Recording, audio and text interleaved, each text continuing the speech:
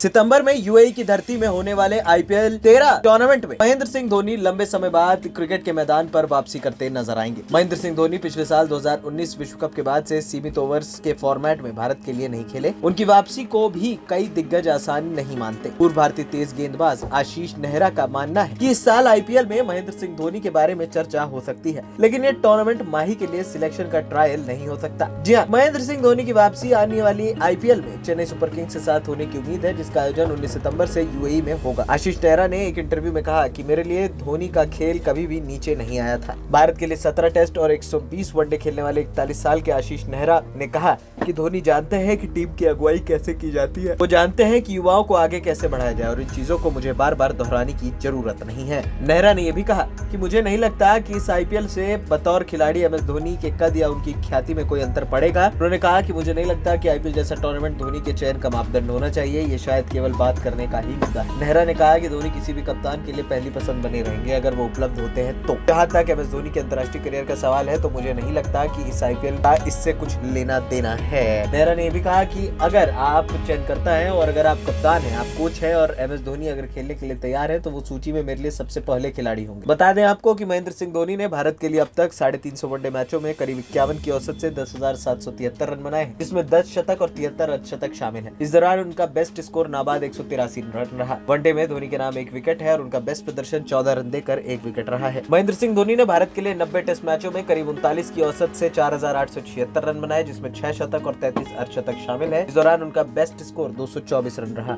वहीं अगर टी20 की बात की जाए तो धोनी ने भारत के लिए अब तक 98 टी20 इंटरनेशनल मैचों में करीब 38 की औसत से 1,617 रन बनाए हैं, जिसमें 2 अर्धशतक शामिल है। इस दौरान उनका बेस्ट स्कोर 56 रहा है। एएनपी न्यूज रूम की रिपोर्ट।